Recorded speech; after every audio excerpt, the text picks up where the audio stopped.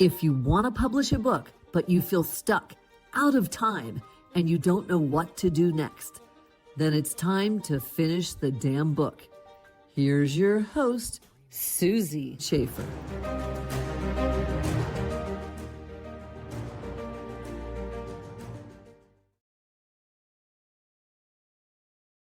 Welcome to this episode of Finish the Damn Book. I'm your host, Susie Schaefer. My guest today is Dr. Bryan Hughes, a seasoned corporate executive, business strategist, and board member whose leadership has consistently driven multi-billion-dollar organizations to exceed growth targets and deliver exceptional stakeholder value.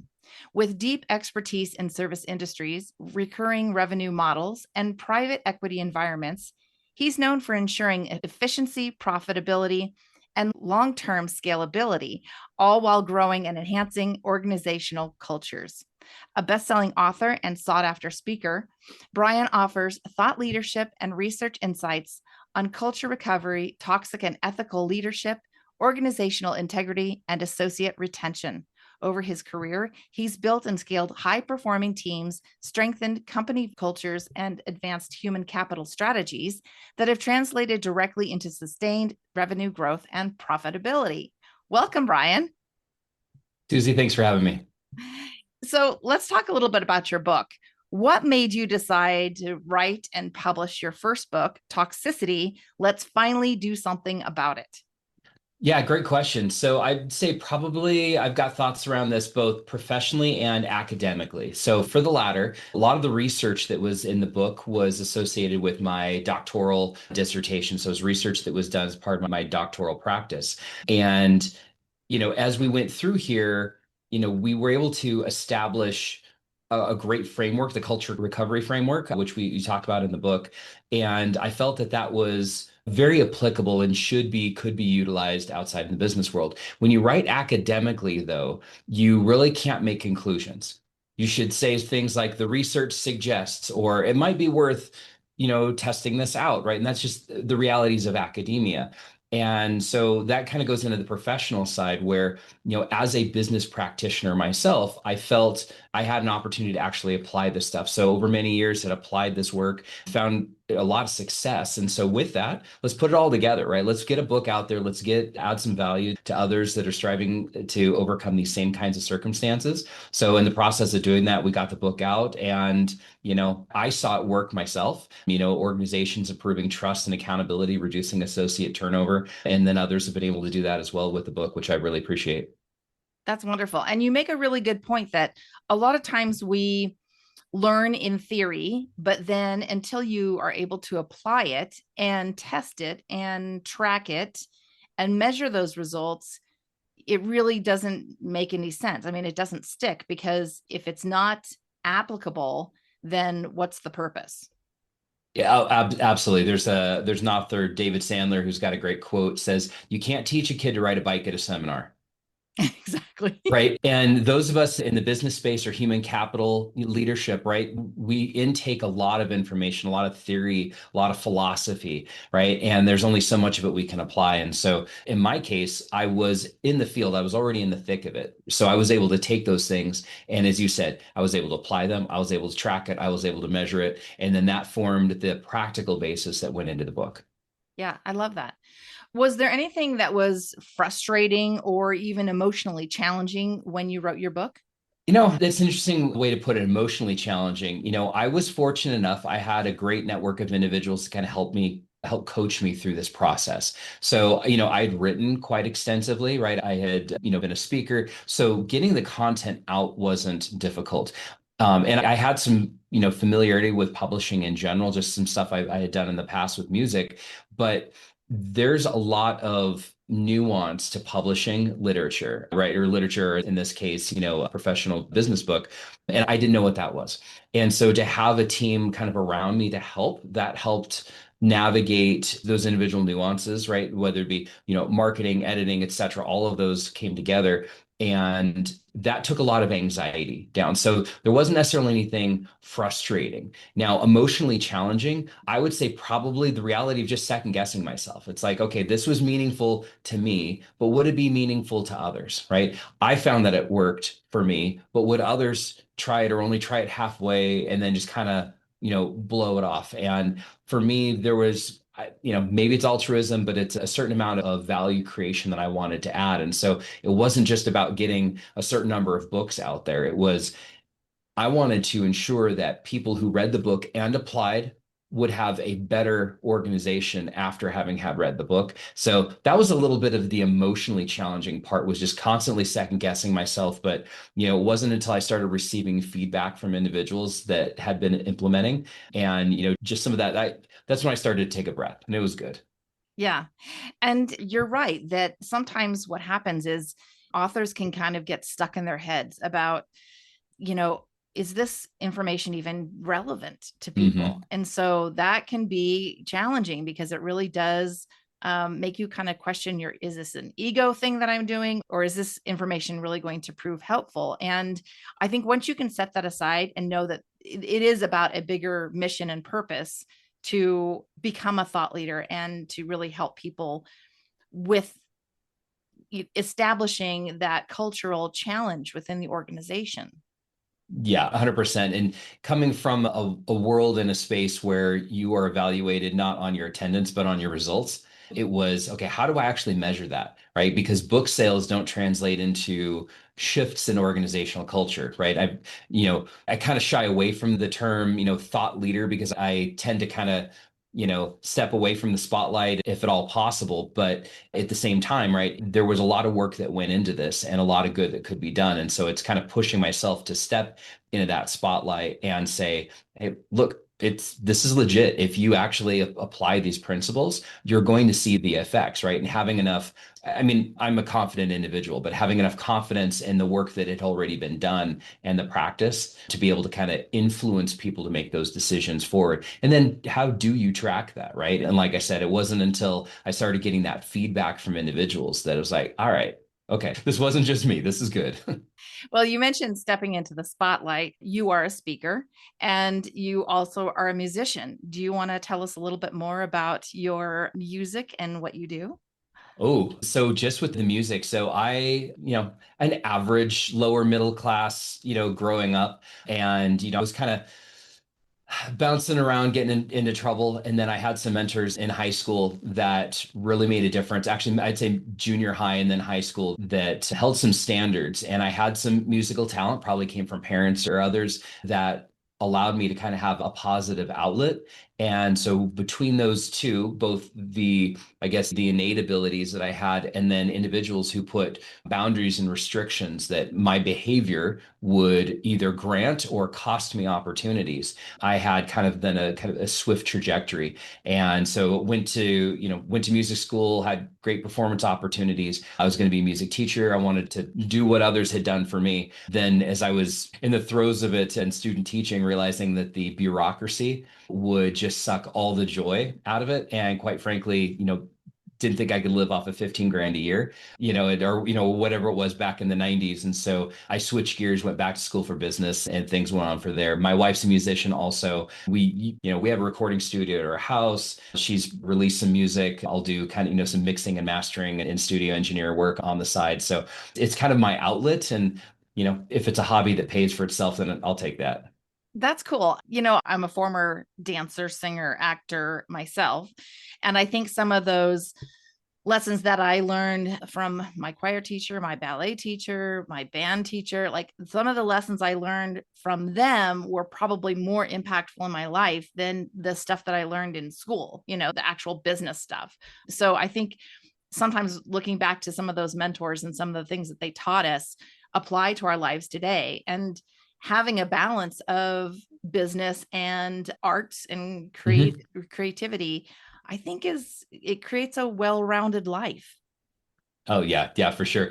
I'll be sometimes working with an organization, private equity company that's trying to think their way through a strategic deal that's maybe, let's say, more people centric or more client centric than just like your typical tools around business efficiencies, AI, et cetera. And I may come up against a question that just kind of sticks me, right? And so I'll, go grab my bass or my guitar or go sit down at the piano or whatever. And, 15, 20 minutes of just doing something like that kind of shifts in, was that Kevin Costner movie, clears the mechanism, Mm. right? And unstick some of that thinking. And so, yeah, there's an interesting point about being able to bring both the artistic or creative, whatever that is, and it's different things for different people, right? It could just be going outdoors or whatever, but then bringing that in with the discipline necessary for high levels of business execution. Yeah, absolutely. And it's funny because that clear the mechanism is one of my favorite lines from movies. And I actually use it all the time myself because I think that's a really good way to shift the energy and get clarity and focus. So let's go back to your book. Regarding your author journey, did you have any aha moments or times when you just said, oh, it's clear now? I have that clarity. It's right here in front of me, and I just didn't see it before.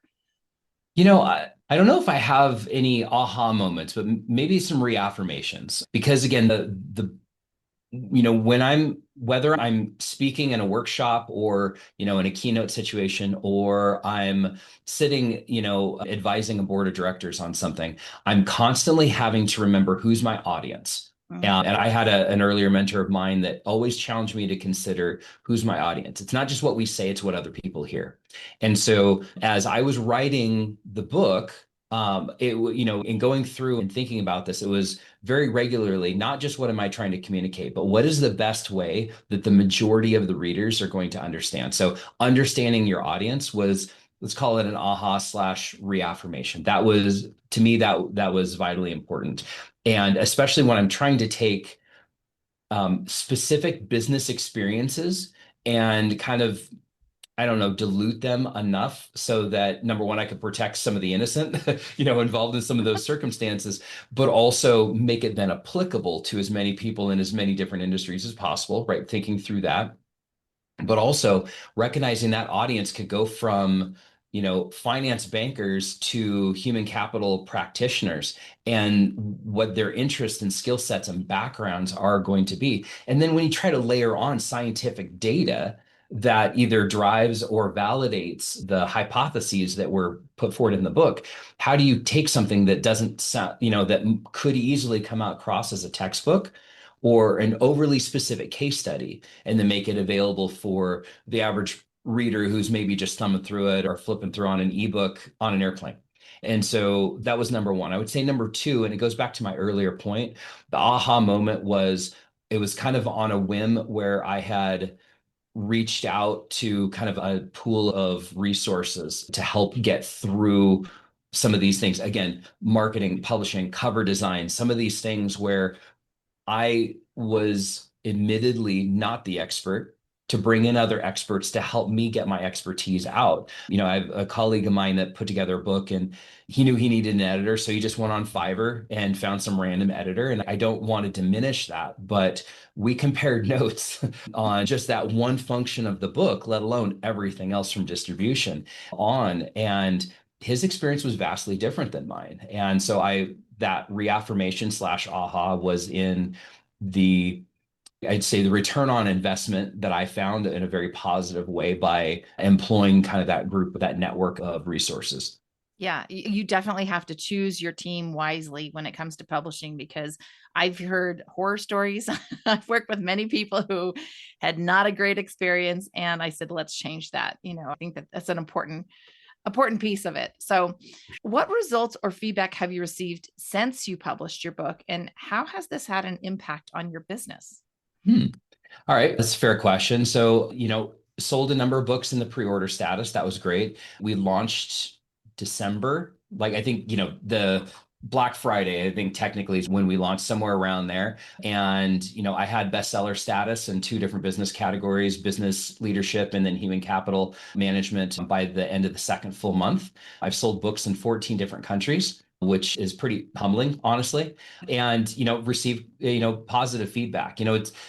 I'd love to have more of those little, reviews and, the Amazon or Google reviews or whatever that help kind of drive the algorithms. But it's when individuals shoot me a note from my contact information in the back of the book, or I've spoken in engagement and somebody already knew who I was because maybe they saw that I was speaking and they picked up my book. And they're like, wow, here's an aha moment. And that was probably the biggest thing for me. Yes, it's led to additional speaking engagements, workshop and consulting engagements. Um, so there's been a financial or business impact, but again, kind of tying back to what was the root cause for reasoning for me to do this, which was I wanted to make a difference. And I felt like I was able to do that. One of the authors that I had quoted in the book actually reached out and unsolicited just reached out and said, hey, great job on this. Appreciated this. It ties in well. We had a little bit of dialogue on how I used their kind of point of view to help illustrate where I was coming from on that. And we found some synergies and, hopefully we can do some business together. But I thought that was pretty impactful for me. Yeah, that's amazing. Yeah. So, I've already read your bio, but tell us, the listeners especially, how you serve others, because I think that most of us that are in business right now realize that really the forefront of what we do is of service to others. So talk a little bit about that.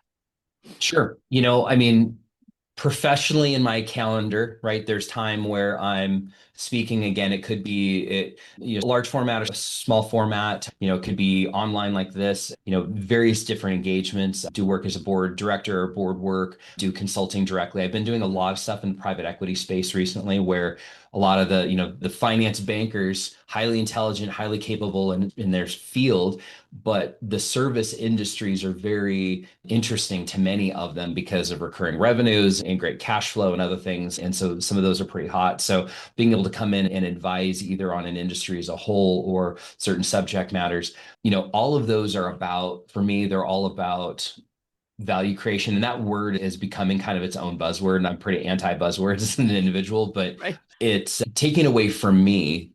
But do they have more, whether I'm speaking to a group or whether I'm, specifically advising or even challenging assumptions, as being a voice in the room? Is the conversation better? Is the group think better or elevated because I was there? And, again, I don't say that I bring necessarily anything to the table, but for me to serve, it's by adding value. Even if I'm on purpose, let's say an antagonist, and I'm just there to try to poke holes in ideas, that still makes everybody stronger, right? I mean, those that go to gyms, they get stronger because they're lifting against resistance. And so whatever role I need to play, if I'm adding value to do that. So I do that professionally. And then I also, where possibilities and opportunities lend themselves, I serve in my church, I try to serve in my community, my family, etc. So when you were writing and publishing your book, did you have any spiritual or faith-based experiences that you can attribute to sharing your wisdom? Sure. I am a person of faith, and so I want to give credit to God. I would not be anywhere without his enablement. And as someone who also seeks to add value, I'd say the only thing I would consider a spiritual experience was, as I'm writing the book, again, it was designed around businesses, Mm. but having my own experiences, and then as well as a number of friends and associates that maybe belong to different faith traditions and denominations, they've also shared some of the same things. So a premise of the book is that toxicity, again, defined as a self-interested individual or individuals versus a pro-organization, right? It's not about popularity. It's not about charisma. It's not always even about intent, but just self-interested versus others focused or organizationally focused, that those creep into all kinds of organizations. And Mm-hmm. so it was kind of like this, this little voice in the back of the head that was saying, hey, look, this can apply to others. And so while a lot of the case studies shared were specific to professional organizations, that this also applies very well to church organizations of any faith, to nonprofits, to volunteer groups, to civic organizations. So I'd say maybe that's it. It was widening the focus or widening the audience a little bit and maybe considering who else might be there to listen. Yeah. And I love when a book can kind of cross over genres like that and bring people together, because really, no matter what your faith or your beliefs are, we're all human. We all deal with the same issues and things that come up for us. So being able to have a collaborative space through your book to share experiences like that, I think is powerful. So let's talk about intuition. Was there a time that you listened to your intuition and it worked, or was there a time that you maybe didn't? And what was the result? To paraphrase a quote by a man much wiser than myself, I would say inspiration comes as a byproduct of preparation. So in my case, the research and the lived experiences that made the basis of this book, I was there. And when that is taken into consideration with or I say, in addition to a clear focus on who I wanted to have the positive result. I mean, really, I'm thinking, okay, what is the average worker's working condition like? Right? My children are grown and they tell me what their work environments are like. And then I'm thinking backwards, okay, how can I influence my children's work environments? Well, I need to somehow get to their company leadership, right? And so trying to think about who that audience was in that standpoint, working backwards from there. So grasp of the concepts, right? Knew who my audience was. And then again, I don't want to keep beating this, too much, but I surrounded myself with individuals that would test my assumptions. And so all of that preparation came to a point where you might think inspiration, but if somebody had an idea, the playing field was already clear. It was that idea didn't have noise around it. An idea could be presented and a decision could be made. So ultimately, there weren't any decision dilemmas or procrastination or delays that were in there. I'm not saying the process, it still takes a while, but the preparation in advance came, if anybody had inspiration strike, the preparation led us, and hopefully I'm communicating this well, but the preparation led to inspiration being able to be acted upon, whoever brought that to the table.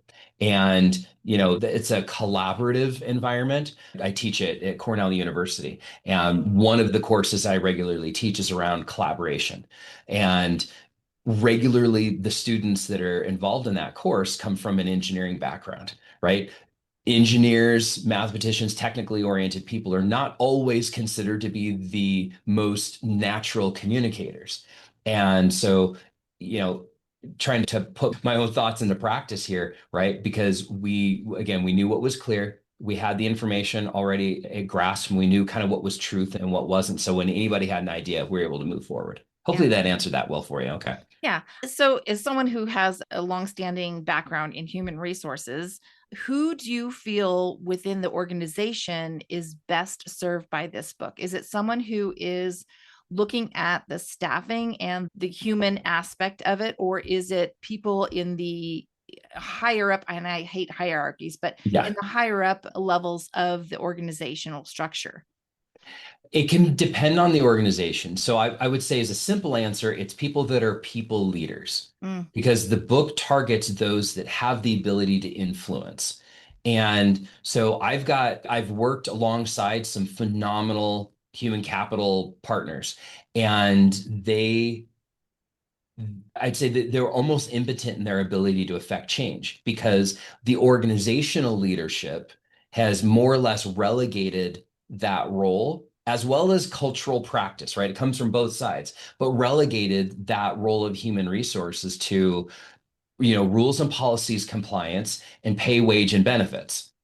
And when it's relegated to that role, is the one that's most involved in wanting to affect change, but oftentimes the least empowered to do so. Right. And some of that does make sense because they don't typically own a P&L. They're not typically accountable for performance of numbers. And at least for-profit companies, right, their job is to gain and retain customers, right? That's what the job is. And so, there's a lot in that human capital field that have read the book and have tried to implement some of those things. The real magic happens when that group reads it, as well as those in charge of the more traditional business hierarchy leadership.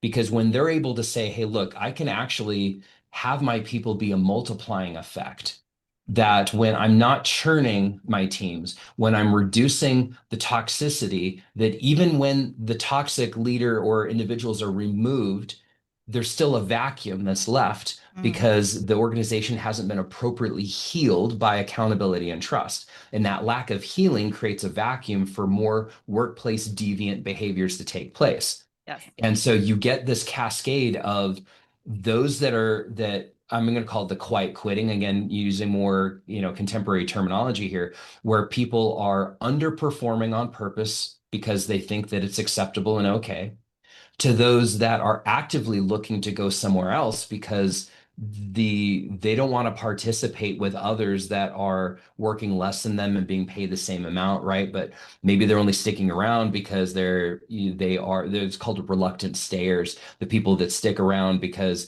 they can't afford to change an insurance plan because maybe something's going on in their life, or they've got some other circumstance, or they're just sticking around because they want to build a resume or something to that nature, right? Where instead, organizational leadership with the power of their human capital partners together can influence change. When you have organizations that are powered on accountability and trust, right? And there's a whole cycle in there that we talk about in the culture recovery framework that becomes very magical. So a little longer answer than just simply, but I'd love to see both sides of that balance sheet participate. Yeah. And I think that's a good point because it takes everybody to come together in an organization to figure out where is the toxicity, where are the holes, how do we fill the gaps, how do we do this as a team versus it just relying on one or two people, because your human capital is the most expensive asset that you have in any organization.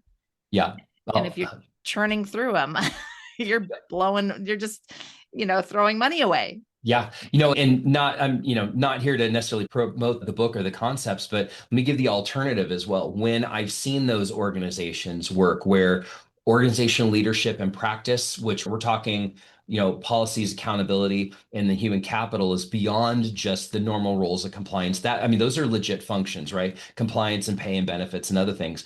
But when you get talent development, when you get feedback and culture development and transformation through there, when all of those pieces of the puzzle, what those organizations don't have is they don't have high churn, right? We can talk about that.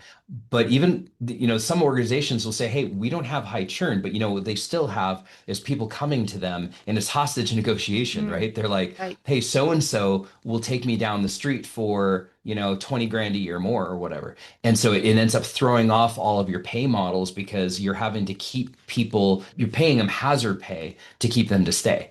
Right. Or what you don't have is challenges where you're spending more of your time doing progressive discipline and taking those kinds of actions, where instead, if there's somebody that's not keeping up pace, everybody else by the water cooler is going to set them straight Yeah. because accountability is shared rather than that one individual. And so the people leaders, the management spends less time correcting behaviors and instead is able to get that extra 10 or 15% productivity. And more importantly, is the individuals, the associates involved. It's not just getting more from less. It's the individuals feel a sense of ownership involved in that. And I don't say ownership like with equity or whatever, but they feel like they're part of something bigger than themselves. Mm. And that becomes a multiplying effect on these organizations. So that allows senior leadership and their human capital partners to actually upgrade the quality of the things that they're thinking of. They're not thinking about, okay, why am I losing, 10% of my top performers year over year to my competition? Instead, they're thinking, okay, since we're growing, who's the top 10% of my competition that I can entice on board? Because you've created such a magnetic organization that everybody wants to be a part of it. Right. And when that energy shifts within the organization, it's amazing how you see suddenly sales, profits, everything's increasing. People are functioning better. They're happier. They have more work-life balance in their lives. It just kind of has this ripple effect when you actually address the toxic issues within the organization and get people into those positions in leadership that can actually affect them in a positive way. Absolutely. So, Bryan, how can people work with you? How can people work with me? So we can, LinkedIn's a great place to connect. And then also they can email me, Bryan with a Y, Bryan, Bryan, at cleardaystrategies.com. They can reach out to me directly. We'll figure out something that works. Super. Okay. That's great. Do you have any publishing advice or last words of wisdom? Okay. So I would say two things. One is, again, find the right team that works for you and surround yourself. Again, even if you're good in certain areas, if you're not good in publishing books in that area, let's say marketing, for example, right? Or editing, you could be the best grammarian, I don't know, whatever, so you're a retired English teacher, right? But have a professional editor, right? Have professional marketing people, have individuals help you and not just fill the gaps, but also just second, even if it, and work out with them what works, right? If you think you've got it done and you just need a lighter look over, or you need somebody to challenge you, maybe one person needs somebody to just do it for me. Somebody else says, hey, look, I think I got it 90% of the way. Can you help me get the last 10%, or just double check my work? Figure that out, talk with the professionals, but have professionals on standby, ready to go. That's number one. Number two is be ready to hustle. Books don't sell themselves. And, Yep. and you need to be active in your marketing. You can have millions of followers and then just drop that you've got a book, and then you'll realize that you don't have a lot of books sold, right? And so there's a process in there. And of course, right, having the right expertise can help you navigate the best ways to do that. But, I'm the only one that has, on my behalf, that has physically walked into bookstores and said, hey, love for you to carry my book. Here's 10 of them. Would you take them on consignment? Right. Right. That kind of hustle, you need to be prepared to do that. Now, if you're, John Maxwell with, 25, 30 books out there, right? Yeah, that you've got big publishing deals. That's a no-brainer. But when you're starting out, you got to be ready to hustle.